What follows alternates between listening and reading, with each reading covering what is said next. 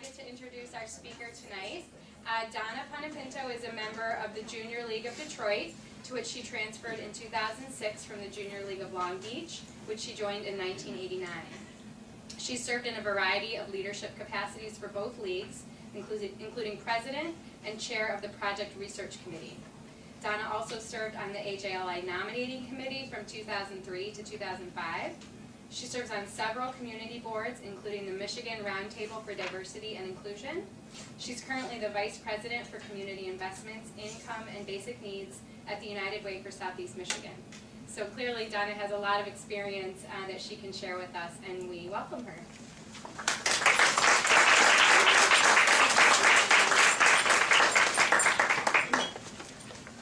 How is everyone? Good? This is a great turnout. So good to see all of you. Good evening. It's really great to be here. Can everybody hear me? I don't know if I can. Yeah. Okay. Can I take it off if I want? Sure. If I need to, I will. If I want to stand in front. Anyway, good evening. It's really great to be here. Thank you. Thanks, Anne-Marie, for the introduction. And thank you to Stephanie, and I also talked with Christina as well. Thank you for inviting me here tonight. On behalf of my fellow AJLI board members, I want to say thank you. It's always fun when board members can get out and visit with leagues, and for me it's really nice because I just live about 10 minutes from here, so it made it really very convenient for me just to pop on over. But I want to also say thank you for the difference that you're making in Birmingham for over 60 years. Last year you celebrated your 60th anniversary, and so together, the video is so powerful. And you think about it, 292 sister leagues stretching across 4 countries. We're promoting volunteerism, developing the potential of women, and improving communities, and really making a difference in our world. And one of the things that I have really enjoyed is being a part of the visioning process. I don't know how many of you are around when the junior leagues approved the vision statement, Women Around the World, Catalyst for Lasting Community Change. But that to me just says so much. And it says, okay, so can we reimagine as an organization, as an association, what we want to be in the future? So tonight, and I love your theme for the year, this leadership empowered. And so I'm going to hopefully be able to impart my 24 years of being in the Junior League on all of you. I joined the Junior League when I was like 26, 27 years old, just starting off in my career. And so it means a lot to me, and I'll share a little bit more with you in just a second. But one of the things that I liked about the opening video for this year is that because what we do and who we are started with just one. It started with just one person, Mary Harriman. And what amazing, if you've ever had a chance to read background on Mary Harriman, just imagine being 18 years old and doing the things that she did. And she saw tremendous need in her community, and what she saw the most is the power of all of us. She knew that it couldn't be done alone if we're going to make the world a better place. And to me, this is leadership and power. This is about women leaders building better communities. And by saying yes to the Junior League of Birmingham, you've also said yes to being a leader. A lot of times we think leaders are just chairs of committees or vice chairs or presidents of organizations. But when you say yes to being a part of a volunteer organization, you're saying yes to being a leader in your community. So my hope is that this is not a surprise to you, that you're all leaders, right? You're all leaders. In my opinion, when we take time to share ourselves with others, we've made a decision to lead. So many times, as I mentioned, leaders are those in positions of authority.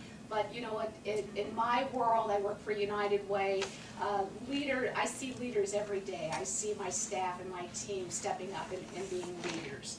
One of the things I did to prepare is I looked back at the history of your league, and originally part of the Junior League of Detroit, and then spanning from the 30s to the 50s, the women that lived in Birmingham really took it on to say, what could we do in our community?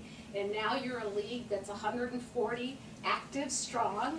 How large is your sustainer base? 300 to 400.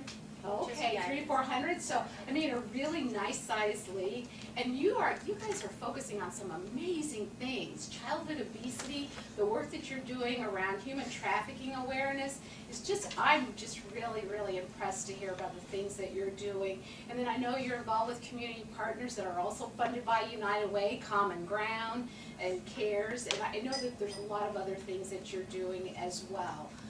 So when you think back to those women back in the 30s, those 30 women that lived in Birmingham that said, you know what, let's begin to think about what we could do in our community. Those women accepted a challenge and opportunity to create a league in their community.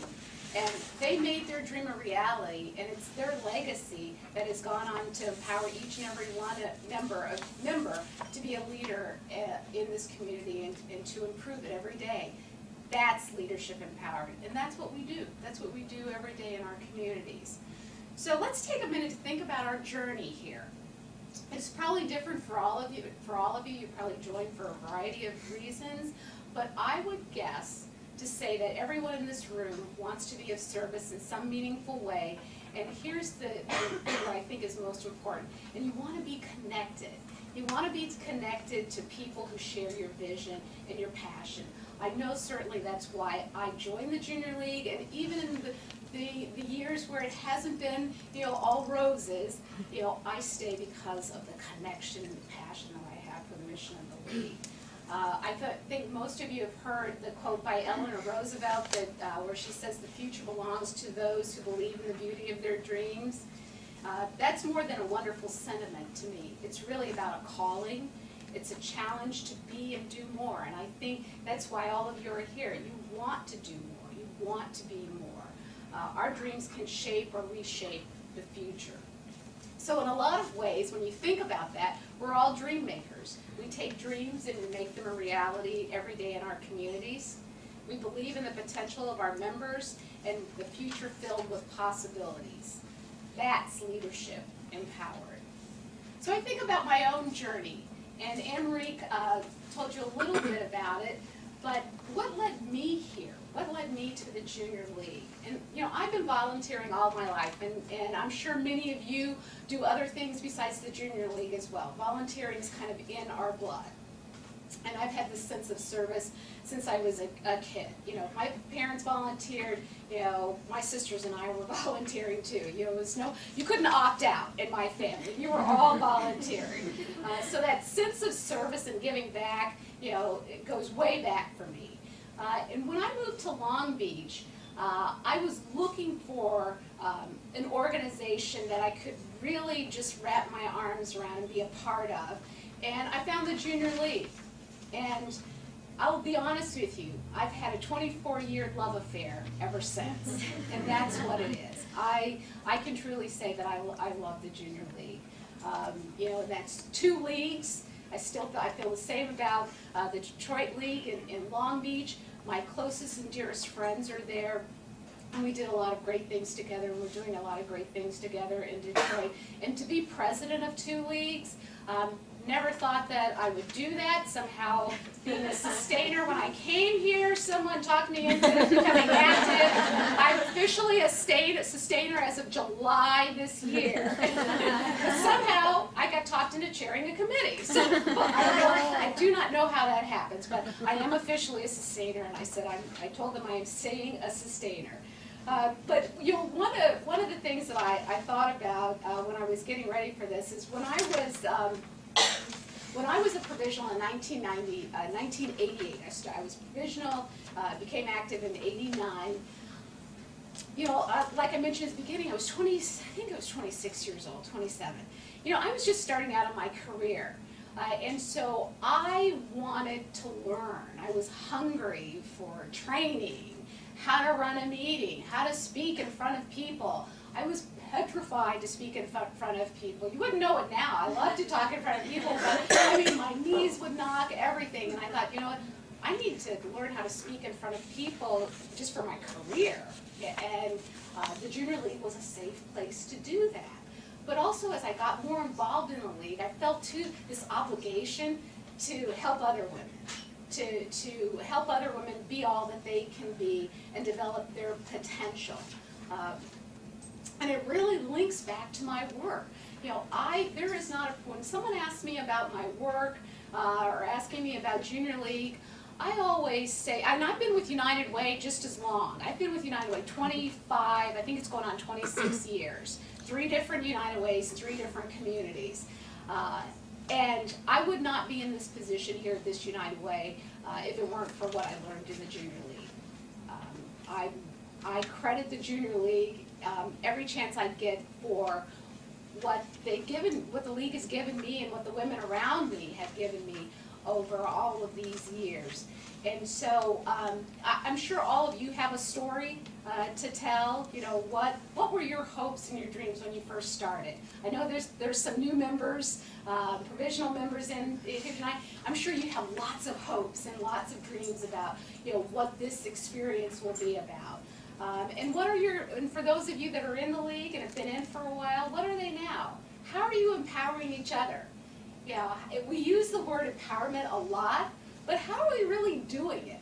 How are we helping the woman that's sitting next to us feel empowered, feel like that she has a value and she's contributing to the league?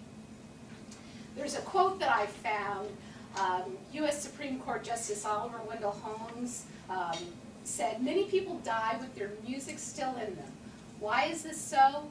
Too often it's because they're always getting ready to live. Before they know it, time runs out." The Junior League is about helping us grow as individuals, to build that foundation of skills and experience so that we can grow to our best potential. Now we know too the league is changing. So there are a lot of women in here that you may have 10, 15, 20 years experience already. So how are we, as we think about the future of the league, how are we thinking about those of you in the room that have that experience already? How are we making you feel empowered? Because more and more, you know, I don't know how many, you know, people are coming in where they specifically want the kinds of things that I was looking for, you know, 20 plus years ago. So we have to think about that. To have the opportunities, see, I ramble and I go off script and I lose my spot. That's okay. So the voice that I would give to AJLI's dream for the league is this: that you can, each and every one of you in your league, effectively fulfill the mission and flourish. And this is our dream for all leagues. And in the board, we're looking at a couple things this year. We're looking at owner linkage. What does it mean as an association and the junior leagues to be an owner? You know, you're owners. We exist, AJLI and the board exists because of the leagues. And so we're here to serve you. So what does that mean? How can we help you be more empowered and empower your members?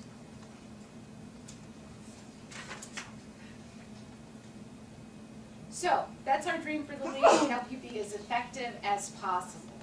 So as leaders, we have the priceless privilege, and this is a privilege, ladies, of enabling someone who has never even dared to dream. So think about your projects and think about the things that you do in the community, to take their first few steps and maybe even find hope. You know, all the wonderful work that you're doing with regards to human trafficking. This is leadership empowered. This is the power in all of us. Now, let me ask you about your dreams for your league for this year. What are they?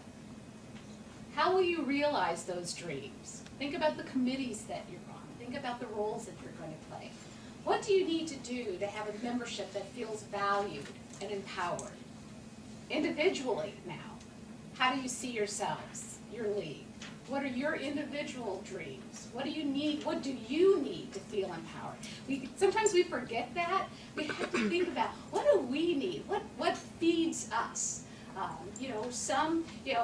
know for me, I like being a part of committees that are doing strategic thinking and planning. There's other women that love to be out in the community and always on projects. You know, how are we making sure that we're feeling empowered, that we're getting fed what we need?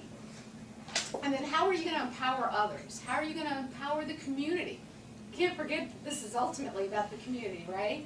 So we have to think about how do we empower the people that we're touching in the community.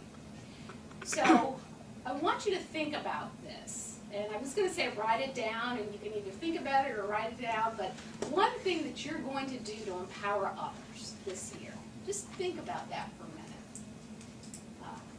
Then, if you can write it down or just don't forget it, but, just keep that in mind as you go through the year.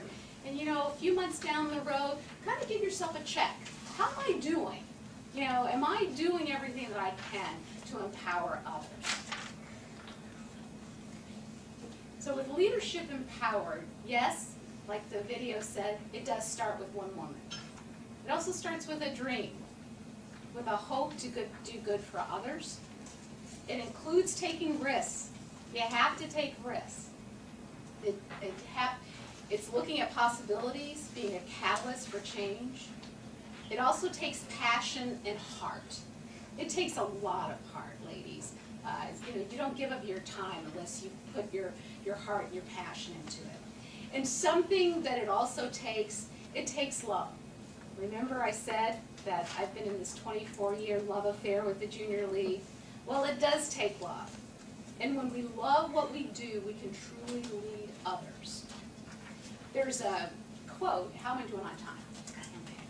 There is, how many are you familiar? This is like my leadership Bible.